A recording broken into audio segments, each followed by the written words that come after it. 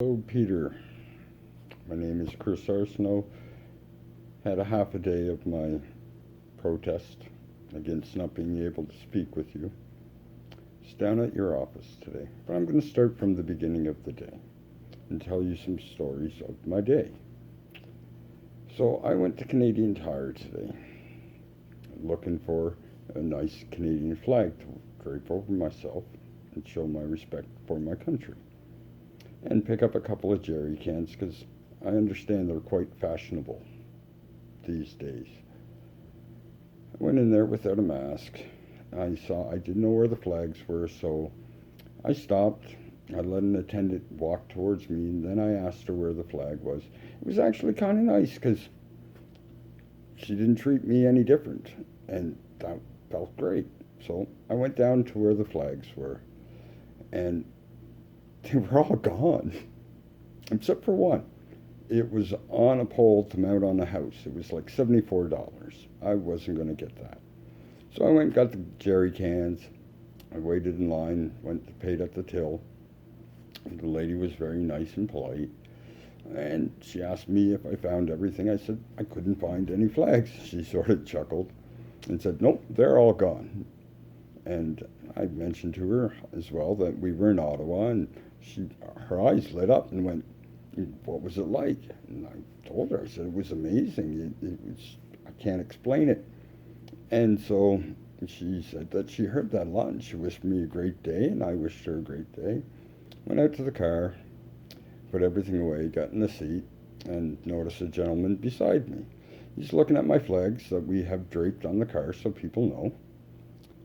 And he gives me a thumbs up, so I roll down the window and I tell him what I tell everybody.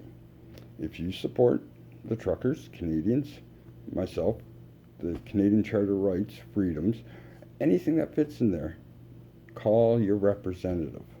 Even if you disagree, call your representative. And so I said that to him, and then all of a sudden I got was, "Peter, no, you don't talk to me no more." It made me laugh. It was funny. We were both laughing. And so we started talking, and I found out that he came from Jamaica at the age of 6. And he, young age, always wanted to come to Canada, so he came, and yes, he did have a nice Jamaican accent. It was kind of cool.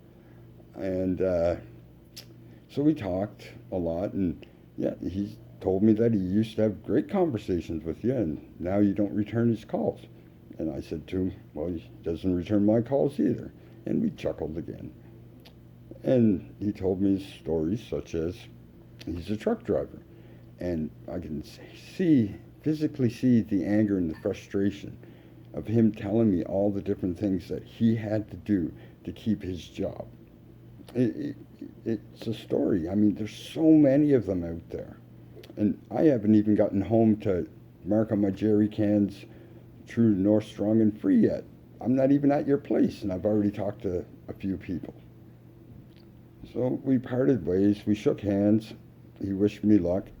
He's told me that he's going to keep trying, but he doesn't doubt you're going to return his call. So I get home, get everything ready, head out, and I finally heard back from one of your people at your front that take your calls, and I'd like to personally say again, I hope they don't take my passion for my country and the situation that we're in personally whenever I speak with them. But I'm frustrated, Peter. I cannot get a hold of you, and they have to take the brunt. It's not fair to them. This is your job to talk to members in your constituents. Sorry, I may ramble a little bit. It was a fun day. So I finally get out there, and yes, oh yes, the phone call. So I get a phone call saying that they're returning my call, which was on Sunday. But they never returned my call that I left this morning, informing you that I sent you an email of telling you what I'm doing right now, which is, again, I'm going to stay at your office. I know there's nobody there, but until you come out and talk to me. All right, back to my day. I get there, I put out some signs, and I take a picture and I post it to my YouTube channel because this was basically for my family and to show you, because I'm a member of your constituents, what's going on. It was a wonderful 20 days in total in Ottawa. Once again, that's many, many, many different stories. All right, back to this one. So you weren't there. Put the signs, took some pictures, a little bit of video. I taped them to the front shield of my car, and then I went out to the intersection and I banked my cans and wore my flag proudly, having even the little one sticking out of my hat. And I just went around. Every time the light said walk, I walked across, and I did probably many, many laps. And I talked to quite a few people, actually. I'd say about 15 people in total. And none of them want the mandates, for starters. And I believe 90% of them were in your constituents. I asked, because I was asking them, have they seen you? Nobody knows where you are. So, out of those 15 people, two of them they asked for hugs afterwards. These are random people in my community, in your constituents, that after our conversation stuff, they felt compelled to give me a hug, and it blows me away. And that's just like two of them. I shook probably, out of the 15, maybe about 12 people's hands out of there. A few people, yeah, they have their opinion. One kid said he loved Trudeau, and that's great. He's entitled to. This is not about that. It's not political for me. It's about my freedoms. It's about multiple things, least of all political. All right, yeah. So I shook many hands. One guy on a bike actually stopped and wanted to take my picture. It was great. We talked to him for a while, and yes, we're both sort of in agreement that the mandates probably did more harm than good. One of the things we talked about was the trust between the doctor and the patient. It was a good talk. It's amazing to talk to people just randomly. You never know what you'll get. And so the day went on, and you wouldn't believe the amount of thumbs ups I got, the nods, acknowledgement of what I was doing. I probably got thumbs up, I'd say about 50. And I was only there for 4.5 hours, just walking around the crosswalk, right?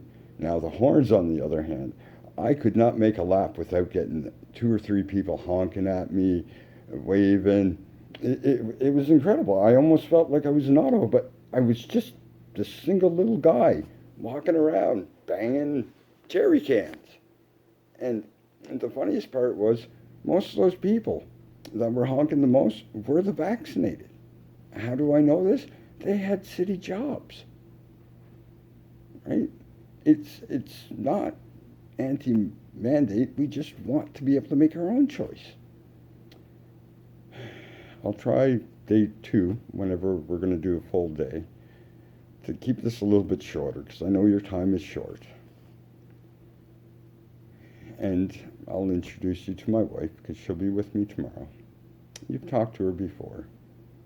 She's an amazing woman. She's my hero, because she stood up for her principles. She refused to give her medical, and it had nothing to do with the vaccine. It had to do with more the trust between her and her doctor.